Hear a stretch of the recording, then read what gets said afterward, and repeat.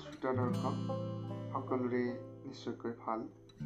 আপোনালোকৰ প্ৰত্যেকটো দিন সুন্দৰ হওক, মনে বিচৰা আশা আকাংক্ষাই পূৰ্ণতা লাভ কৰক। সকলোকে অসমীয়া নৱবৰ্ষৰ শুভেচ্ছা জনাইছোঁ। ভাস্কৰাব্দ 1432 2025 বৰ্ষৰ যি অসমীয়া বৰ্ষ, এই বৰ্ষৰ ৰাশিফলৰ বিজ্ঞানত বৃশ্চিক ৰাশিৰ জাতক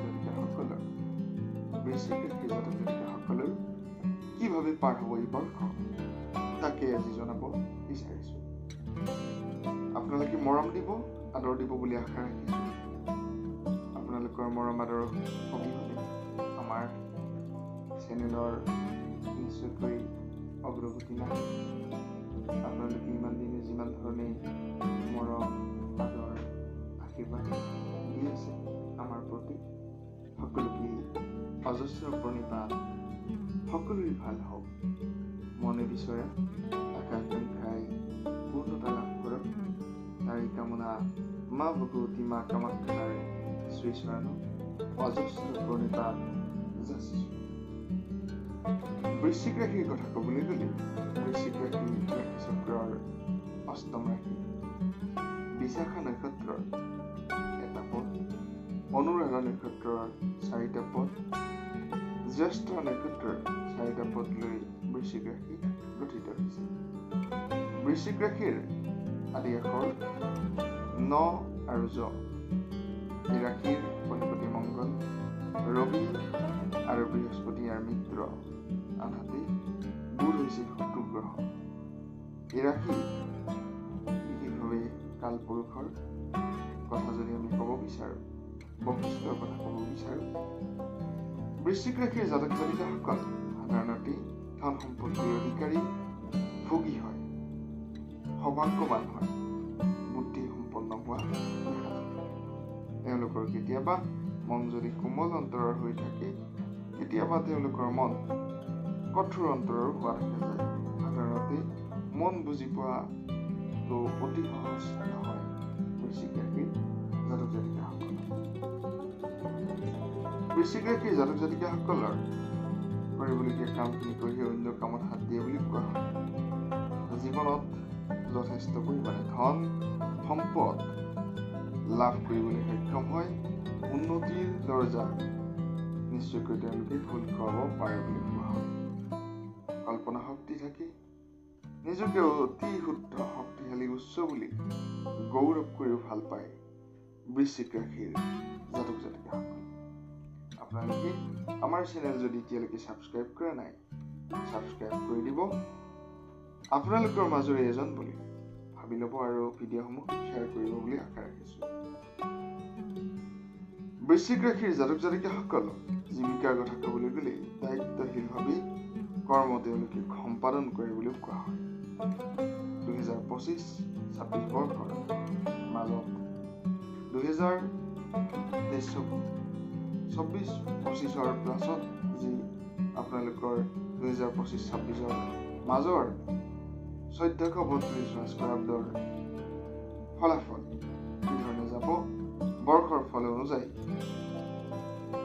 ৰাশি চক্ৰৰ চতুৰ্থত শনি আৰু শুক্ৰ, পঞ্চমত ৰাহু, বুধ ষষ্ঠত, ৰবি জুংগী, সপ্তমত বৃহস্পতি, নৱমত মংগল, নিষষ্ঠ, একাদশত কেতু আৰু দ্বাদশত চন্দ্ৰৰ অৱস্থান। চতুৰ্থৰ শুক্ৰ শনিৰ অৱস্থানৰ বাবে জীৱন ধাৰণৰ মান উন্নত হ'ব, ন সম্পদ বৃদ্ধি হ'ব, আৰামপ্ৰিয় হ'বলৈ চেষ্টা কৰিব পাৰে। এই বৰ্ষত জীৱনত এটা শুভ পৰিৱৰ্তন। পঞ্চমত ৰাহু নিষষ্ঠ অৱস্থাত থকাৰ বাবে ৰাহুৰ প্ৰভাৱত বৰ্ষৰ আৰম্ভণি কালত কিছু মানসিক অস্থিৰতা দেখা দিব পাৰে। 1 জেঠৰ পৰা জেঠ মাহৰ 1 তাৰিখৰ পৰা শুভ ফল পাব।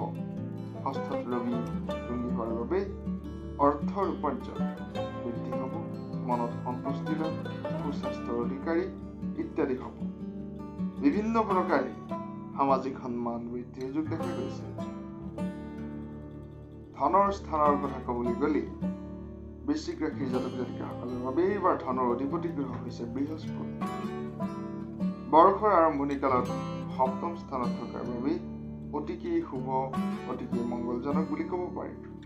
বছৰৰ আৰম্ভণিতে খাদ্য সামগ্ৰী, মৎস্য উৎপাদন, পশুপালন, লৌহ ব্যৱসায়, কাঠৰ ব্যৱসায়, অনুৰূপৰ ব্যৱসায় আদিৰ জৰিয়তে প্ৰচুৰ পৰিমাণে ধনৱন্ত হ'ব পাৰিব।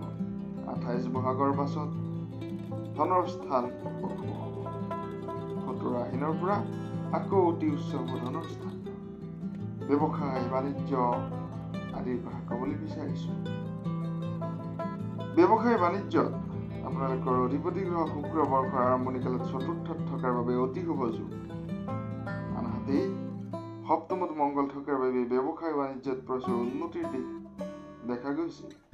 নতুন নতুন উদ্যোগ স্থাপন, ৰাজ সাহায্য, চৰকাৰী অনুদান, বেংকৰ পৰা লোন আদি লাভৰ সম্ভাৱনা বৃদ্ধি পাইছে। তামোল পাণৰ ব্যৱসায়, চাহৰ ব্যৱসায়, কাঠৰ ব্যৱসায়, ধানৰ ব্যৱসায়, ফুলৰ ব্যৱসায়, পানীয়ৰ ব্যৱসায় আদিত প্ৰচুৰ পৰিমাণে লাভ হ'ব পাৰে। কৰ্মৰ স্থান চাকৰিৰ কথা ক'বলৈ গ'লে এই বৰ্ষত ৰবি আপোনালোকৰ ষষ্ঠত তুংগী অৱস্থাত থকাৰ বাবে চাকৰি প্ৰাপ্তি অতিকে শুভ। যিসকলে প্ৰস্তুতি চলাই আছে বিভিন্ন ধৰণৰ নিযুক্তি বাছনি ইত্যাদি পৰীক্ষাৰ বাবে শুভেচ্ছা জনাইছো। নিশ্চয়কৈ আপোনালোকৰ এই বৰ্ষত ভাল ফলেই আহিব, অগ্ৰগতিৰ ভৰা হ'ব এই বৰ্ষৰ ফল।